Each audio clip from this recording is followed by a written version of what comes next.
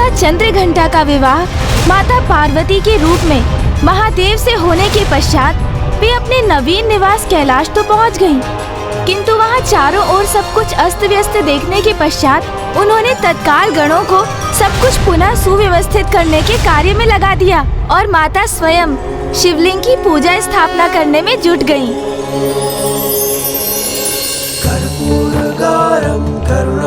माता, संसार सारम भुजगेंद्रहारम सदा वसंतम हृदयारविंदे भवं भवानि। माता ये लीजिए पूजा की सामग्री।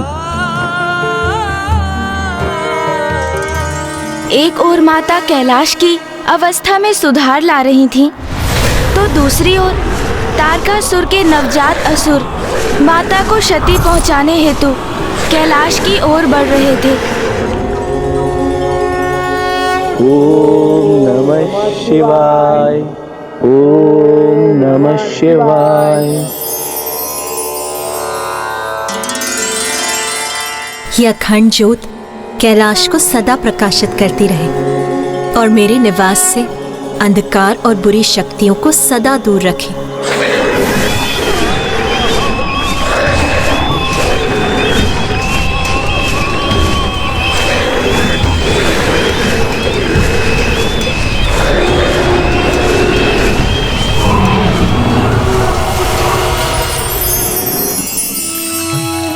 ओम नमः शिवाय, ओम नमः शिवाय, ओम नमः शिवाय, ओम नमः शिवाय, महेश्वराय नागेंद्रहाराय त्रिलोचनाय भस्मांगरागाय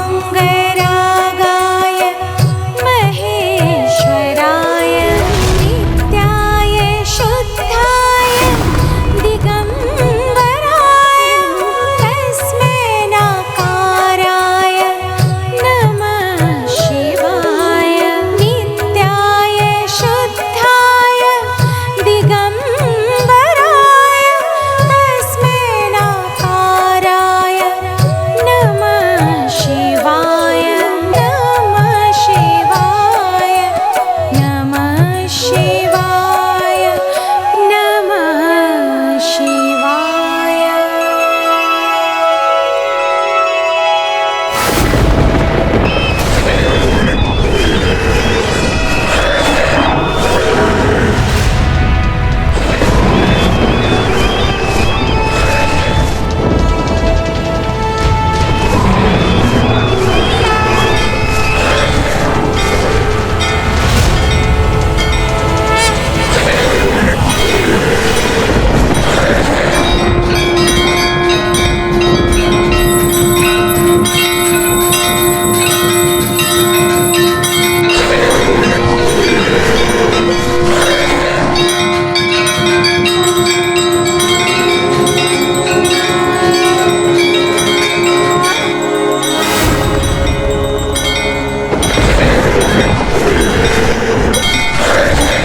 चंद्र और रूप अलौकिक हेमचंद्र घंटा खंड की नाद से पाप विनाशे हरती सारी विपदा है माँ, हरती सारी विपदा है माँ, हरती सारी विपदा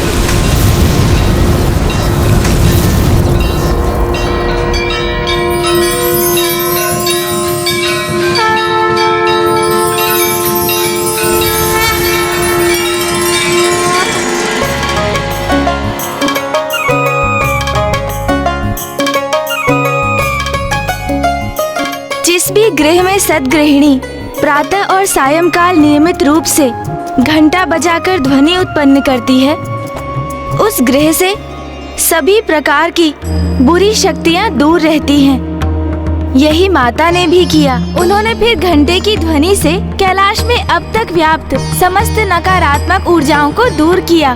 और इसलिए माता के तृतीय स्वरूप का नाम है माता चंद्र घंटा। माता चंद्र घंटा नारी की उपस्थिति की महत्व की प्रतीक है, जिससे भवन मात्र भवन न रहकर गृह बनता है।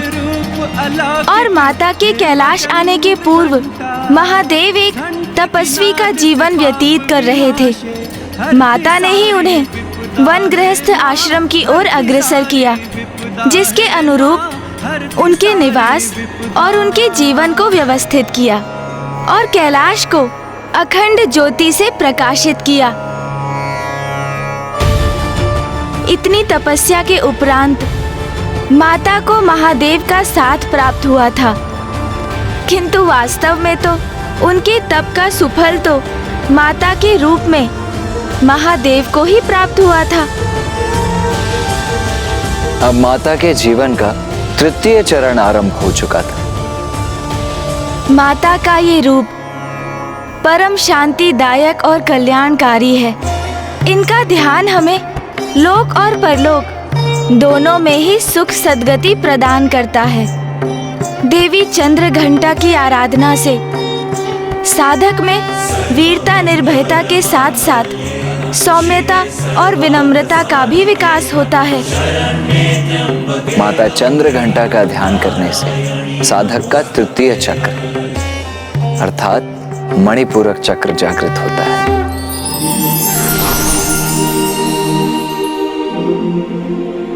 तृतीय चक्र अर्थात मणिपूरक चक्र हमारे विवेक को जागृत कर उसके चरम पर ले जाता है हमें।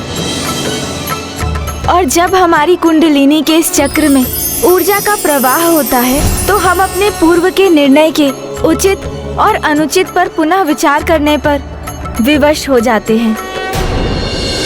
महाराज, माता, अब आप भी माता का ध्यान कीजिए। अवश्य।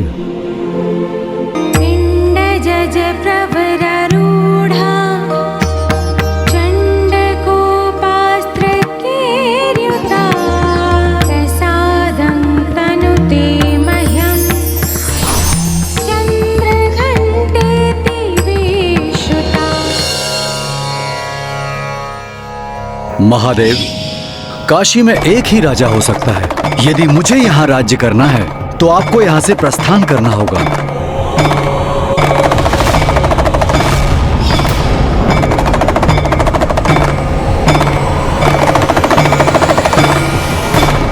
क्या हुआ महाराज, आप कुशल तो हैं?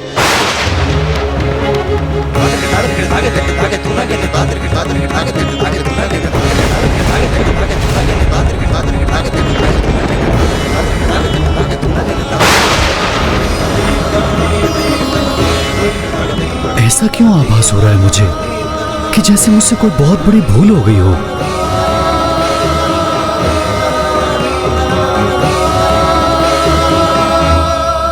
अब हम माता की आरती करेंगे।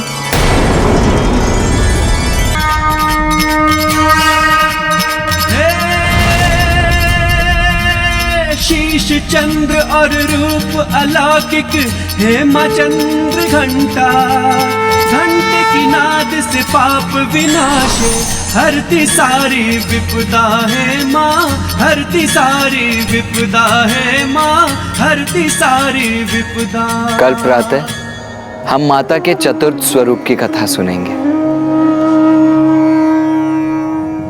चतुर्थ स्वरूप अर्थात चतुर्थ दिवस। हर दिवस के साथ मुझे ज्ञान के साथ ग्लानि का आभास क्यों हो रहा है?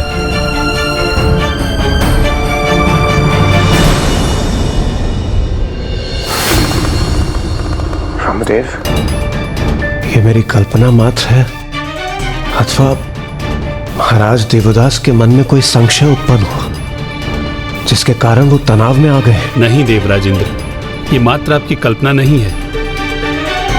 जैसे जैसे महाराज देवदास के चक्र जागृत हो रहे हैं और वो देवी पार्वती और महादेव के भिन्न भिन्न कथाओं का श्रवण कर रहे हैं, उनके भीतर जागरूकता का प्रवाह हो रहा है।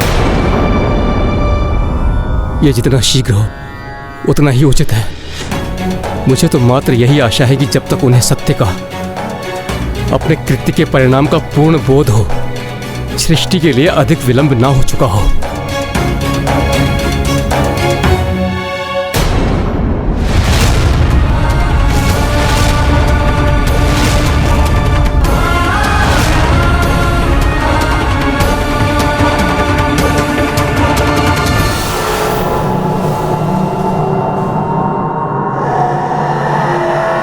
काशी में मात्र एक ही राजा रह सकता है, फिर वो काशी राजा आप हैं अथवा मैं। इसका निर्णय मैं आप पर छोड़ता हूँ प्रभु। और यदि राजा बनने का कर्तव्य मुझे पालन करना है तो आपको काशी छोड़कर जाना होगा महादेव, तो आपको काशी छोड़कर जाना होगा महादेव।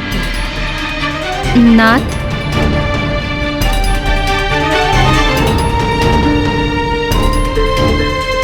नाथ, मैं पूजा के समय से देख रही हूँ आप बहुत तनावग्रस्त प्रतीत हो रहे हैं। सब कुशल तो है ना? मैं तो माता के अगले स्वरूप की कथा श्रवण करने की प्रतीक्षा कर रही हूँ। आपको तो ज्ञात ही है, इतने अनेक प्रकार से मैं भी माता की यात्रा में स्वयं की यात्रा ही देख रही हूँ।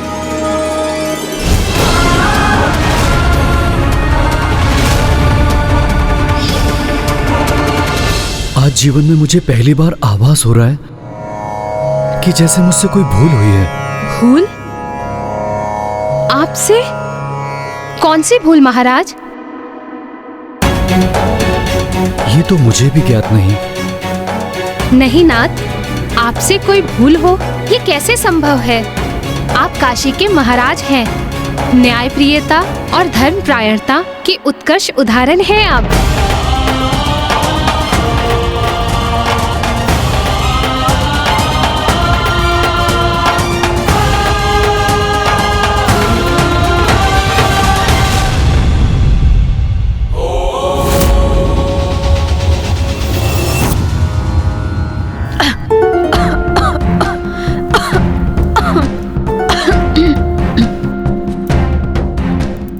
माता आदिशक्ति, मुझे शक्ति दीजिए कि मैं यहाँ बंदी रहने की अपार पीड़ा सह सकूं।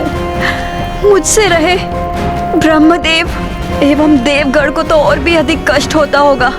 मुझे इतना बल दीजिए माता कि आपके आशीर्वाद से यहाँ से मुक्त होने तक मैं यहाँ स्थिरता से रह सकूं। वाह वाह!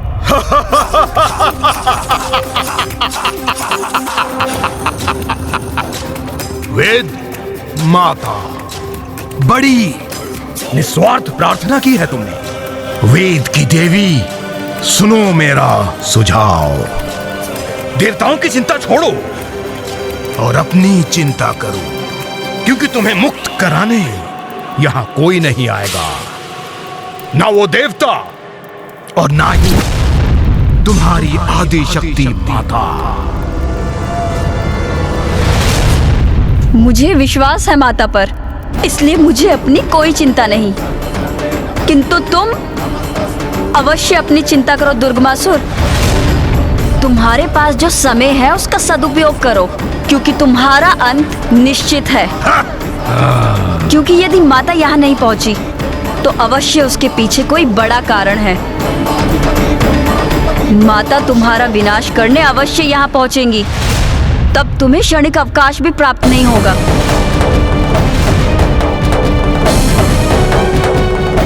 आदिशक्ति नमो नमः। रक्षा कीजिए माता। बड़ा दम है ना इन्हें अपनी माता की शक्ति का। तो मैं भी देखता हूँ कब यहाँ पहुँचती है और क्या करती है। प्रथम पूज्य गणेश जी और देव सेनापति कुमार कार्तिक नवरात्रि की चतुर्थी की पूजा आरंभ करने ही वाले हैं। हमें भी तैयारियां प्रारंभ करनी चाहिए। ब्रह्मदेव, नारायण, वेद माता के बिना हम देवता निरंतर अशक्त और लाचार होते जा रहे हैं।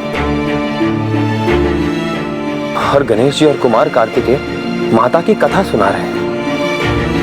प्रभु, अभी तो नवरात्रि का चतुर्थ दिवस ही है, किंतु हमें अब अपनी समस्या के निदान हेतु और प्रतीक्षा करना कठिन हो रहा है। देवगण, आपका कष्ट भली भांति ज्ञात है हमें।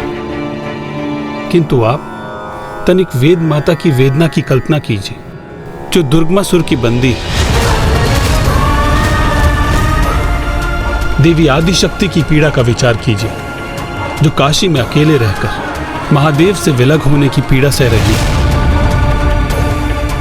और स्वयं महादेव को देखिए, जो इतने व्यग्र, जो उनके वश में है, वो सभी कर रहे हैं गणेश और कुमार कार्तिकेय। उनकी शक्ति माता की भक्ति है। आप भी माता में अपना विश्वास स्थिर रखिए और पूर्ण भक्ति भाव से नवरात्रि पूजन संपन्न कीजिए और विश्वास रखिए, भक्त की भक्ति कभी असफल नहीं होती। मुझे क्षमा कर दीजिए ब्रह्मदेव। नारायण, मैं हताश और निराश हो रहा था, इसलिए क्षण भर के लिए अपना धैर्य खो बैठा।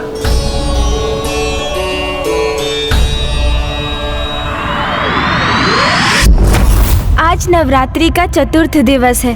माता कुष्मांडा माता की चतुर्थ स्वरूप हैं, जिनकी पूजा हम आज करेंगे।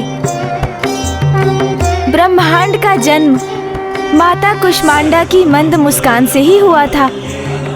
माता की मंद मुस्कान से? हाँ माता, ये उस समय की बात है जब चहुं दिशाओं में मात्र अंधकार ही व्याप्त था। सृष्टि का कहीं कोई चिन्ह मात्र भी नहीं था।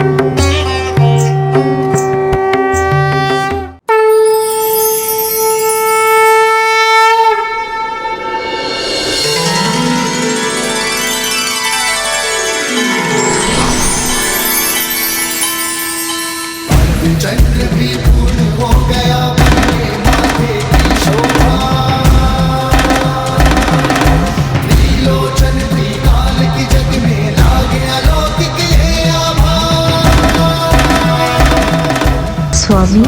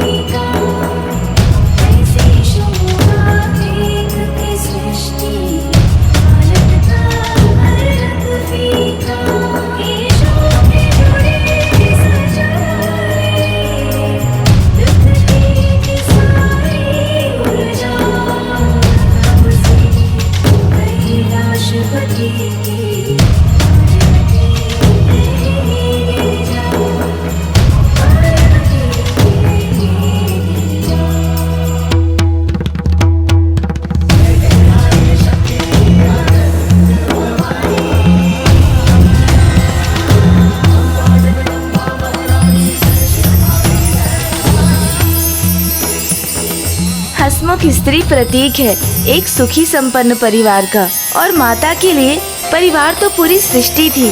इसलिए महादेव के साथ उनकी हंसी और मुस्कान ने अंधकार को दूर कर एक नवीन सृष्टि को जन्म दिया।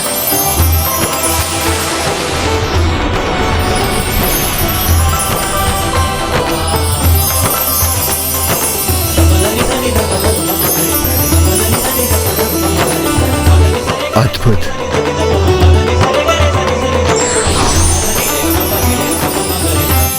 माता ने अपनी मंद मुस्कान से संपूर्ण सृष्टि को प्रकट कर दिया था। पृथ्वी, ग्रह, सूर्य, तारे, आकाश गंगा। किंतु सृष्टि को जीवन हेतु सूर्य देव के प्रकाश की आवश्यकता थी, तो माता ने स्वयं को सूर्य के मध्य स्थित किया और उनकी जीवनदायिनी ऊर्जा और प्रकाश की स्रोत बनी।